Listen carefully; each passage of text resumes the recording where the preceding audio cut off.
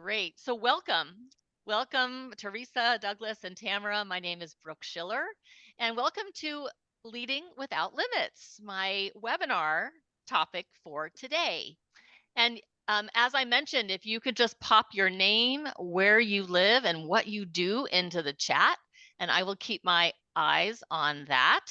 I'd like to officially welcome you to the webinar, and please let us know who you are so we can interact with each other as effectively as possible. Our goal for today is to work with what I'm calling leading without limits. And it is my new / innovative approach to leadership development. And let me talk a little bit about how this idea came to be. I was recently in the San Francisco airport and I was needing coffee. And I noticed this kiosk, which is basically coffee made by a robot. And I thought, oh, this is interesting. I'm going to go check it out. And in preparing for this webinar and doing this work, I've pulled a lot of research together, and I found that according to the World Economic Forum, 85 million jobs will be displaced and 97 million new jobs will be created by 2025. And I just thought this robotic coffee maker was such a great example of that. And I'm sure that you've encountered different situations like this as well. So when we look at these numbers, it kind of takes me aback, right? It's just like, wow, we are living in a time of unprecedented change, and jobs as we know them are changing, as well as jobs that we don't even know of are going to be created, are being created as of right now. And so our world is looking different day by day, and certainly will look different in the next year and beyond. So why are we here? I'd like to start by thinking about how most of us think about career development and how leadership development works. And the image I have on the screen here is the image of a ladder. I think we've all heard the term career ladder, and it feels as if up is the only way. And I promised to talk a little bit about myths today, and I think this is one of the biggest ones when it comes to leadership development. Leadership development programs that, I have to be honest, I've delivered and I've experienced tend to hold people back because they sort of trick them into believing that leadership is a title and that it requires managing people. And only leaders, people with that specific title, need to possess certain skill sets. Yeah. I can tell that you agree, right? So going up the ladder is the only way. And I can tell you from my own personal story, I bought into that. And I was climbing the ladder, trying to achieve a title that I thought was the pinnacle of success. And what I realized is that when I got to the top of my chosen ladder, the view wasn't all that great. It wasn't really what I thought it was going to be. And if we buy into these myths about leadership, all the responsibility is put on the people manager, disenfranchising individual contributors from their internal power and leaving folks that are on the technical track, which many of us are, wondering where they fit in. So I think really what I have found and what I have experienced is that traditional performance management and career progression systems are quite frankly antiquated because they were designed to support this myth. And so my premise, I'm just going to put it out there to the world, that the career ladder is broken. And for those who make it to the top, for some of those who make it to the top, the view isn't all that it's cracked up to be. And I'm sharing that from my experience. That may not be true for everyone, but I find it happening more and more. So, what I'd like to propose is the idea of climbing a mountain, scaling a mountain. When we look at this image, what we find is that there are many ways to the top. You can go up, you can go side to side, and you may even need to go down to find a better, safer route. But what I will say is what we know about mountain climbing is that it requires core strength, and those are built from behaviors and habits in our world of work. So I'm proposing a slightly different model, probably one that you've heard about before, not new to you, but I find that we talk a lot about this mountain climbing or mountainscaping idea, but not a lot of programs are designed to really support that. To further back up this idea, I'm bringing in some data from LinkedIn that learning and development professionals really agree that two key priorities, upskilling and reskilling, is a top priority, and mobility has never been more important. So when we think about that, it puts all this energy and focus into, all right, there's got to be a better way.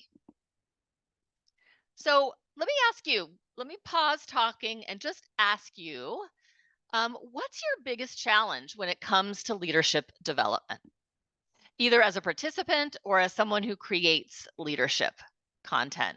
Go ahead and open up your chat or come off mute. I'd love to hear your thoughts. So what's your biggest challenge when it comes to leadership development? I don't know where to start. Yes. Can you say more? Yeah, I would say that I can tell that my leadership team is coaching me to be more of a leader, um, kind of it's an uncomfortable position, but I'm also excited about it. I just don't necessarily know how to approach it. Mm-hmm. Um, so that's actually why I'm here. Great. Thanks, Teresa. Yeah, so they're coaching you and they're like, "Yes, we see this in you, but what now? How do I take action? How do I take the next steps?" Exactly. Great. Thanks, Teresa. Anyone else want to comment on your biggest challenge? I find that a lot of the people that I work with as leaders, they think it takes too much time to be an effective leader and to do all of the things that and I'm always like, well, why don't you just talk to your people? And so Yeah. what a concept, right? Right. I also find this is one of the things that I've been finding a lot in leadership training lately is that the generations are really, really coming into play. Especially when you have there's still boomers, there's still several different generations in there, and the workplace has changed. So as leaders, we have to change along with that. So we're having to deal a lot more with the personal than we did in the past. And so I've really had to coach a lot of leaders on that.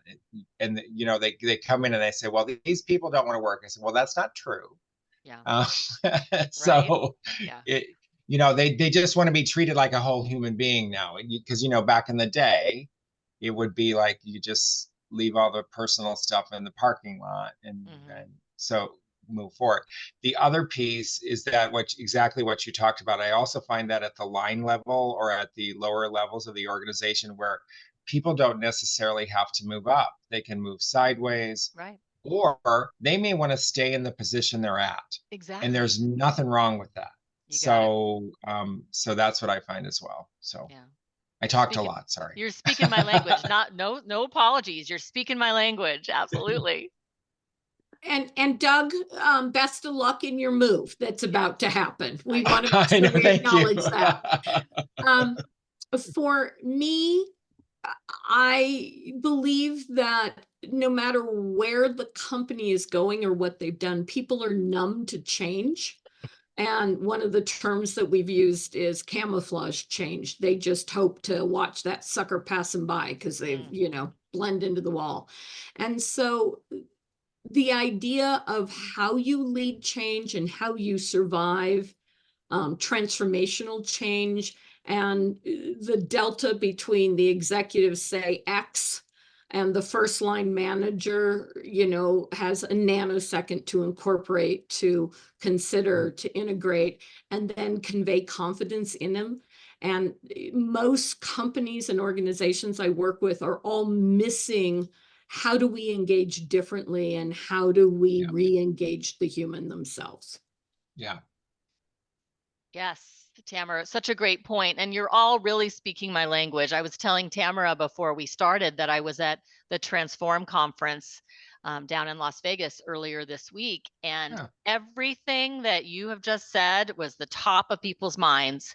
And time, Doug, you said time. And when asked this very question, that was what everybody said, time. And I'd like to just engage you in a really quick activity.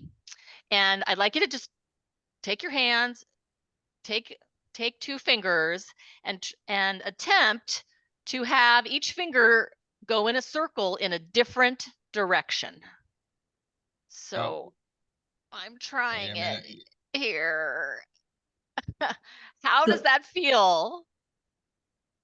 Going in a different direction. I don't know if I'm doing it. Am I doing it? Right? It's hard. No, right? I'm not. No, okay. No, am I even doing it? Right? I don't okay, even know now if I'm doing it. So now shake it out and then just take your fingers and trace a circle from top to bottom. How did that feel compared to the first exercise? So much easier. So much easier, right? And I'm borrowing that exercise because it makes the point that when leadership development is seen as an extra on top of your day job, it is like these 2 circles going in opposite directions. It's so challenging. But if it's integrated and we're all on the same page, it's like tracing that circle and it works and it comes together. And that's what I'm proposing. Is a world where leadership development is integrated into what we do. It's not an add-on, it's part of our jobs. Like that. And with that being said, thanks for sharing your challenges. I think we can all agree. What we're looking for with leadership development is impact. We want to make the best, the biggest, the most fulfilling impact. And when you optimize your impact, you contribute more fully due to the freedom that comes from leading authentically. You can increase your authenticity because you're bringing your whole self to work, as many of you mentioned.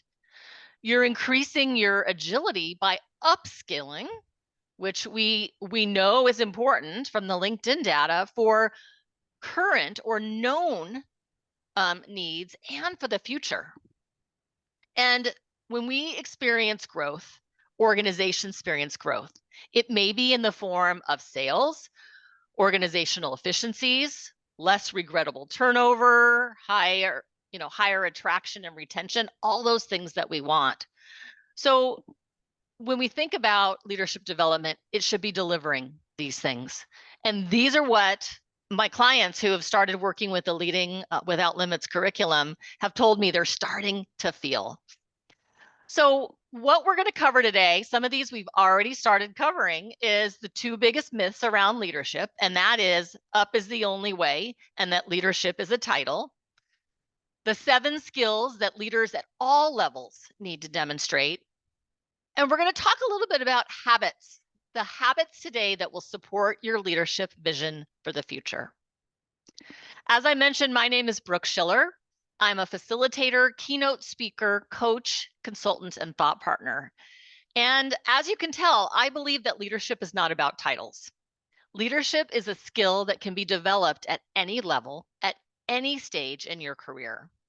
I believe that the most successful businesses are powered by cultures that embrace limitless leadership, that understand that leaders can and should come from all parts of the business. And my mission in life and in work is to inspire and activate leadership cultures. I call that supercharged leaders, unstoppable cultures. And I love this image because this to me represents the evolution of leadership development. We know we've all been to the workshops where it was about brawn, muscle, leader as coach, coach as doer, right? Player coach. So doing the work. Then we have experienced those waves of it's all in what you know. It's about degrees and certifications and in the thinking processes. And now I think we are adding in the heart, the whole person, which many of you mentioned in your comments earlier.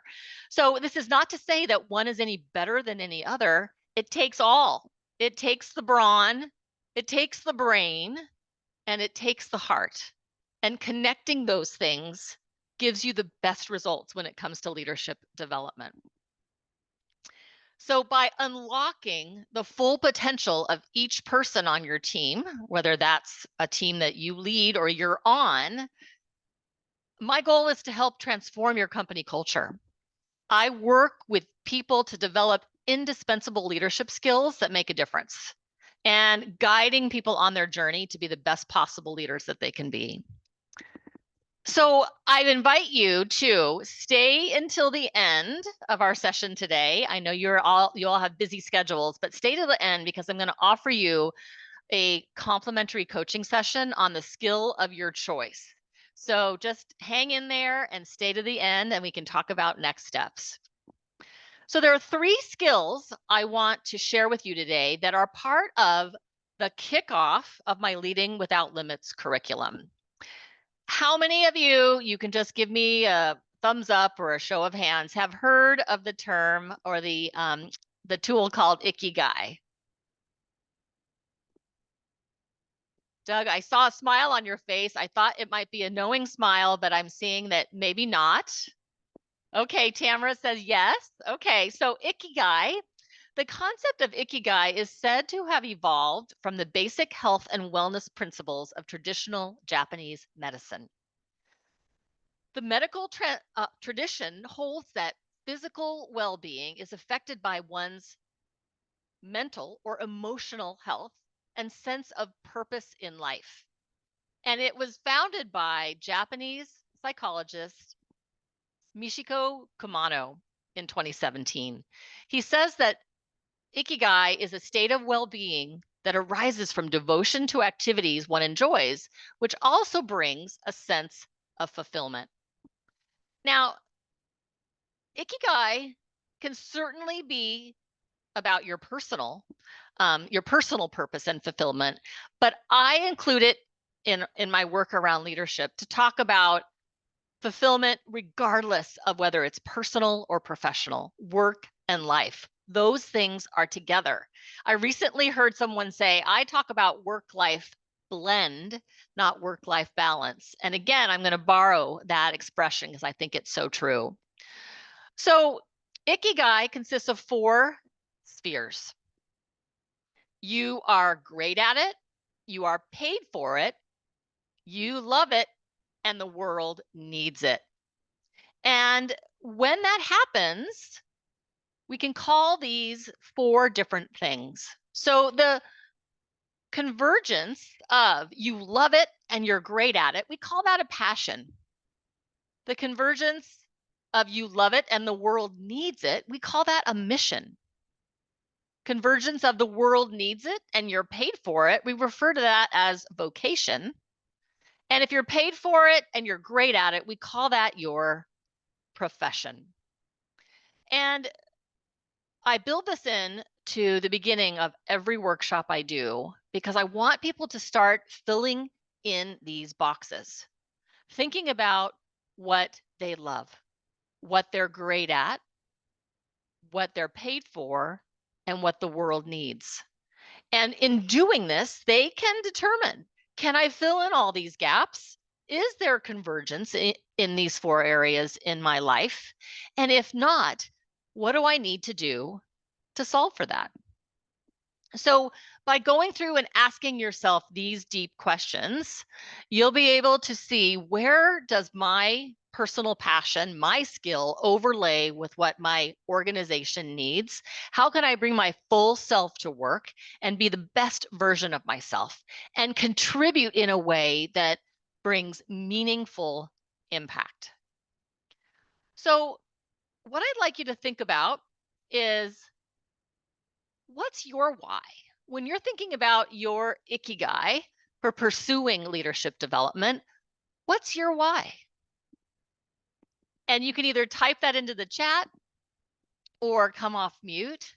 But when you think about the notion of ikigai and your why maybe for being here or why you're pursuing it, what would you say?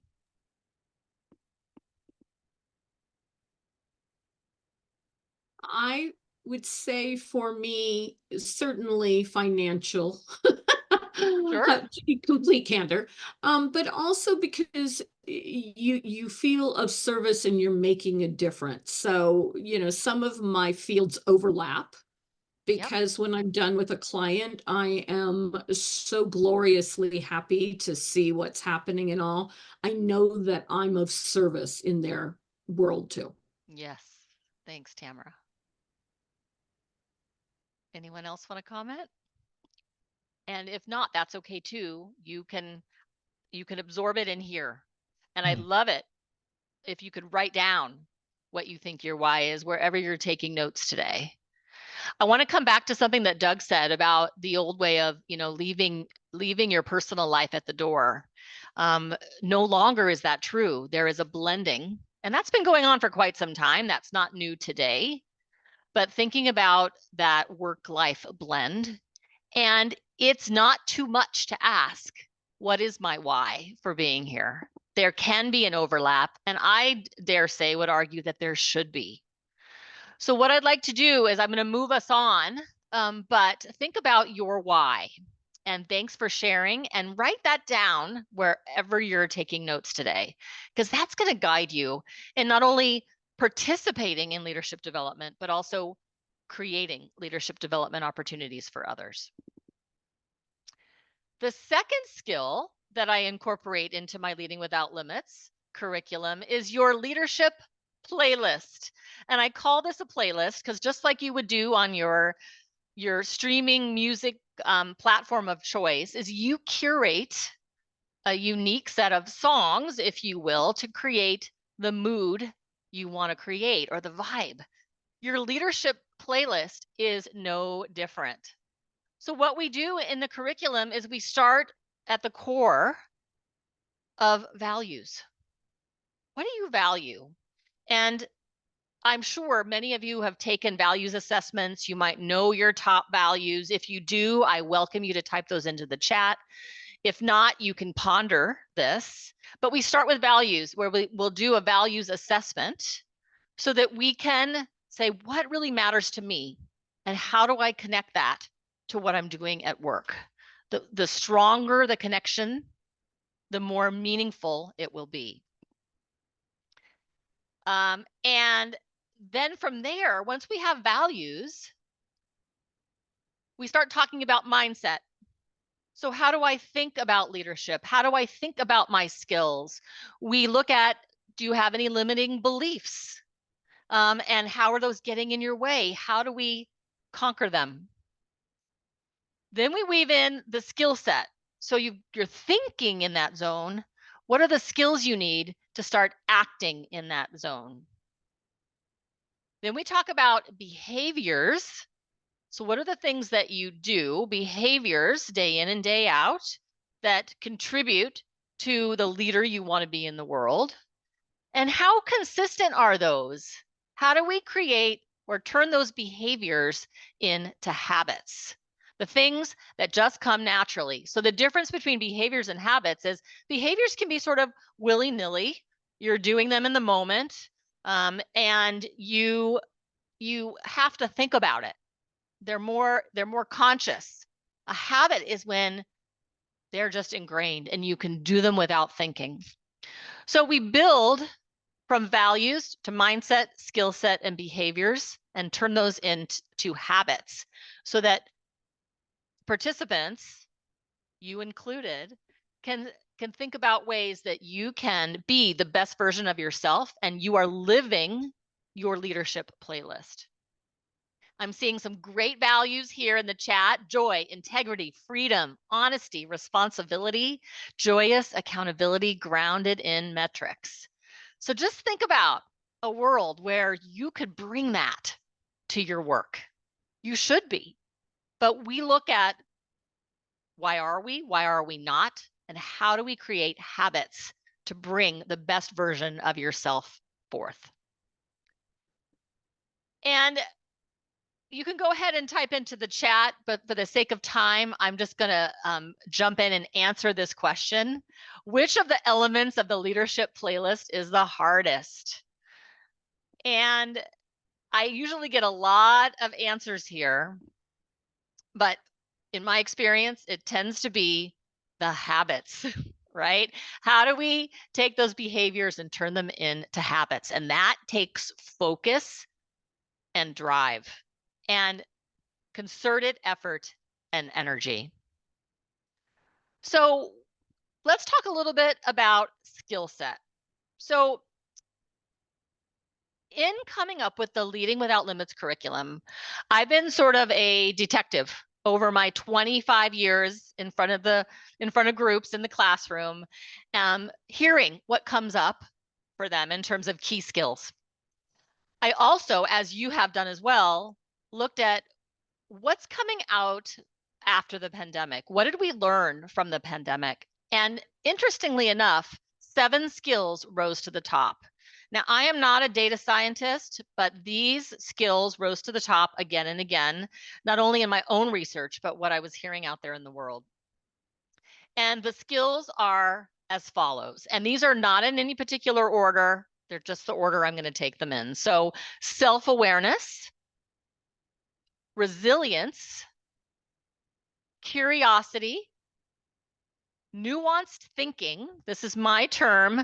I used to call this agile thinking, but I found that other people use the word agile in different ways.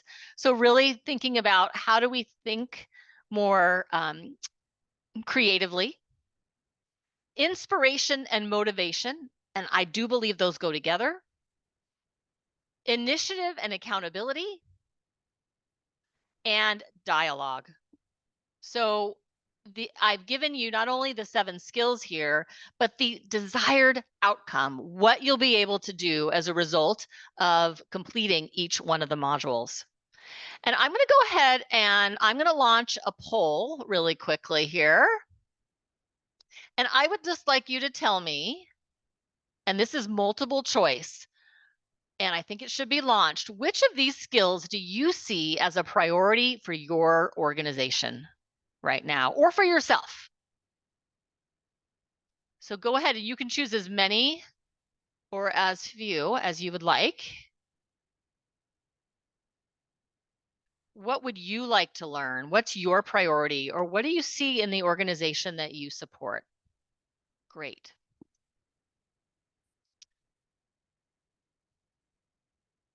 Okay.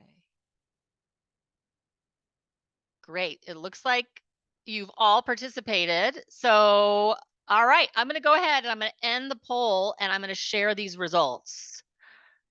So you should be seeing the results now. So it looks like we have a tie for nuanced thinking and initiative and accountability. Great. And then we have a tie for self-awareness and inspiration and motivation and resilience. Great. So it seems like almost all of these skills really are at top of mind for you.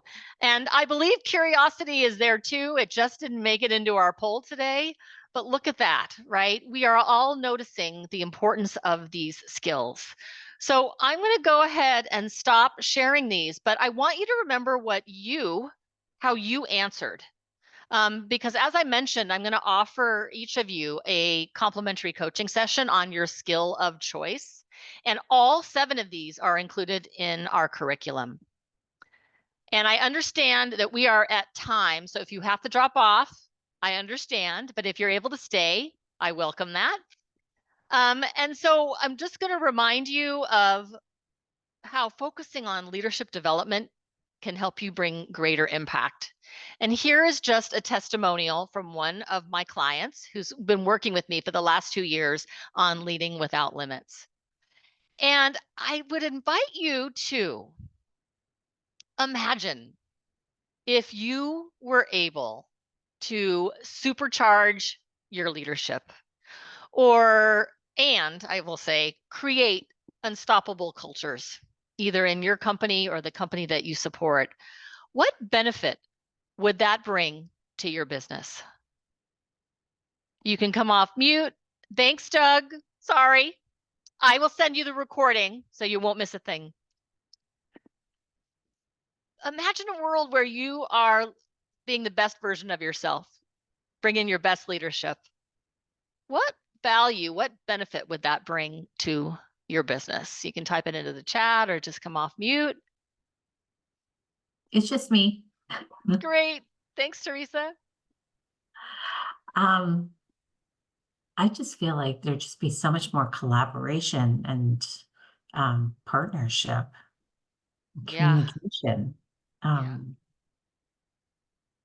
and joy. Like everybody would enjoy working together, Yes.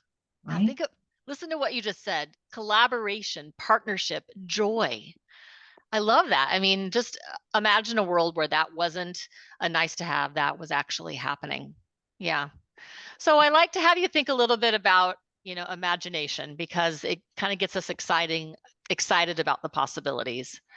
Yeah. So knowing where we are with time, and I'm keeping you a little over, I just want to share the different ways that you can engage with the Leading Without Limits curriculum. I offer what I call micro talks. So I mentioned I'm a keynote speaker. So I deliver an overview of Leading Without Limits, as well as micro talks about each of the 7 skills. I also deliver a facilitated curriculum, and that's where that testimonial from one of my clients came in. We ran all of the curriculum together. And on demand curriculum, so these can also be purchased, and you can do them on your own without a live facilitator, as well as coaching. So we can do all of these together. So you can pick and choose, or you can run them all. And with the testimonial from a few slides ago, they incorporated all of these into their company. And how you will learn. I really am adamant about making these interactive and real life. So you're going to interact, you're going to engage with others. You're going to build behaviors and habits. You're going to learn through simulations and case studies, but also real play, not role play, real play, real life examples. You're going to grow in an inclusive environment. These are going to be brain friendly, which means we're going to be connecting the brain and the body. So we're going to be using concepts from neuroscience to bring these components to life. And all of those will be woven together in the learning experience, whether you choose to engage in a facilitated curriculum, coaching with me as a speaker, or as an integrated curriculum. So I'd like to close just by talking a little bit about next steps. I'm going to invite you to complete your Ikigai. And after we're done today, I'm going to email each of you a link to these models and these worksheets. So think about your Ikigai and complete it. Complete your leadership playlist. Seemed like all of you knew your values, so you're on the right track. And then determine the behaviors that will help you achieve your leadership vision and make a development plan. And if you need help, I'm here. So I'm going to offer each of you a 1 hour, complimentary coaching session. All you need to do is book with me by April 1st, and let's complete it in the month of April. And you'll see here on the screen a QR code. You can scan it, and that is a link right into my scheduling page, a little bit more about Leading Without Limits, and a way to contact me for more information. Great. Ready, let me just scan that. Go ahead and scan that. Great. And I'm going to go ahead and stop